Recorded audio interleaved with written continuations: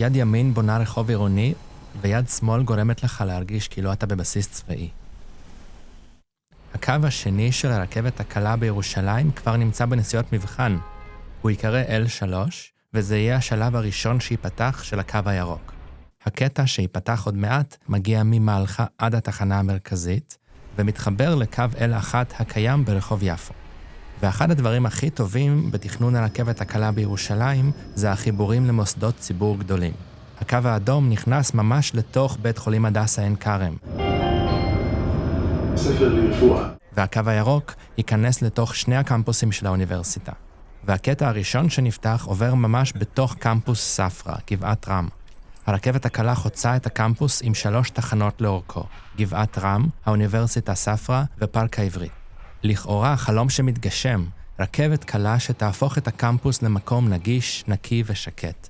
הסטודנטים יוכלו לשבת על הדשא, לנשום אוויר צח, ואז לרדת לשתות קפה ברחבה החדשה, הפתוחה והירוקה של הפיתוח העירוני החדש, פארק העברית, ולשבת עם קפה בצל כשרכבת קלה שקטה חולפת על הפסים.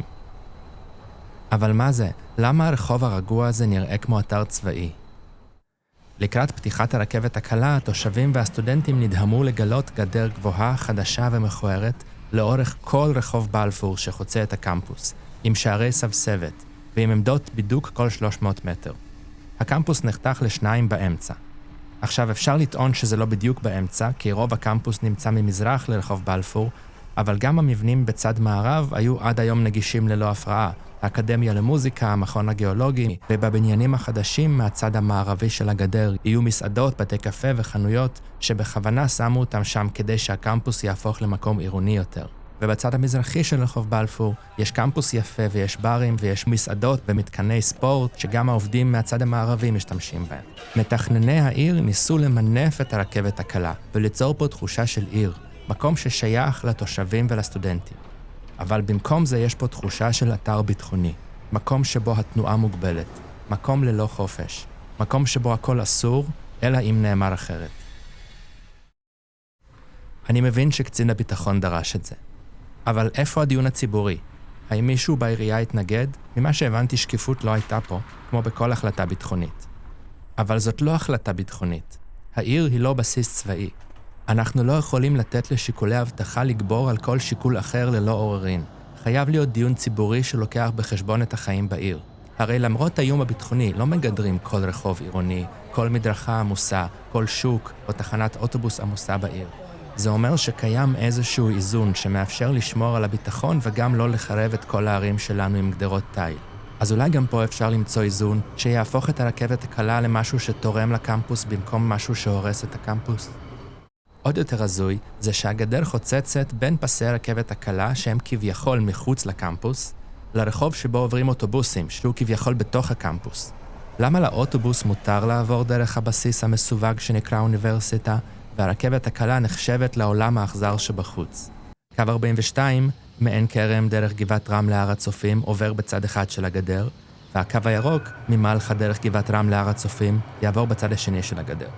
וכדי להחליף בין הרכבת לבין קווים אחרים שעוברים פה, יהיה צורך לעבור סבסבת שלא ברור מתי תהיה פתוחה ובאיזה כיוון, כנראה שתדרוש איזשהו כרטיס, ועמדת בידוק שהיא בטוח לא תהיה פתוחה כל הזמן, כי לא יאיישו אותה 24 שעות. עוד יותר אבסורדי, זה שהרי גם ברכבת הקלה עצמה, אנחנו לא רוצים שיהיו פיגועים, נכון? פיגוע ברכבת קלה שנוסעים בה 500 איש, כנראה יהיה אפילו יותר הרי אסון מאשר פיגוע בקמפוס. אז אם כבר, הרכבת הקלה צריכה להיות בתוך החלק המוגן, ששומרים עליו, עושים בו פטרולים ובודקים שאין אף אחד חשוד. הרי ממילא מאבטיחים גם את הרכבת וגם את האוניברסיטה. אז אם רוצים הכל פתיר, כלומר, אם רוצים להתייחס בכבוד למרחב הציבורי ולאזרחים. אוניברסיטה היא שטח ציבורי. בעצם מסורתית, מבנים אקדמיים פשוט משולבים ברחוב. בביקורים האחרונים שלי באירופה צילמתי אוניברסיטאות שהן פשוט בניינים ברחוב, כי זה פשוט מדהים כמה הן שונות מאשר הקמפוסים המסוגרים בישראל. הצורך בבידוק מובן. ברור שאיומי הייחוס בישראל שונים. אבל אם רוצים אפשר להגן על הבניינים עצמם, בלי להפוך את המרחב ביניהם לאתר ביטחוני, כי הוא לא כזה. אין סיבה שאנשים לא יוכלו להגיע לדשא או לטייל בטבע בקמפוס הנרחב הזה, במיוחד כשהרכבת הקלה ממילא עוברת ברחוב הראשי של הקמפוס, וכדי להגן על הדשא הזה מפני פולשים, פוגעים בכולם, ובעיקר במי שלומד ועובד פה. כאמור, ברור שהאיומים בישראל שונים, אבל למדנו להתמודד עם זה ולשמור על הערים שלנו ערים נעימות שכיף לחיות בהן. למרות כל מה שעברנו, ולמרות שהכל בישראל קורה ברחוב ויש כל כך הרבה אנשים, הערים שלנו הם מקומות נעימים בסך הכל. אז מה שונה פה? למה הרכבת הקלה יכולה לעבור ללא חשש בין המוני אנשים ברחוב יפו, אבל לא יכולה לעבור בתוך אוניברסיטה? אם יש בניין רגיש שחשוב לשמור עליו, תנעלו אותו או תציבו שומר בבניין. אל תחרבו לנו את המרחב הציבורי. לשים גדר באמצע הרחוב הראשי של הקמפוס זה בדיוק ההפך ממה שרכבת קלה אמורה לעשות. אני מקווה שהאצבע בעין שקיבל קמפוס גבעת רם תגרום לנו להבין שיש עוד שיקולים חוץ משיקול ביטחוני, וחייב להיות על זה דיון ציבורי.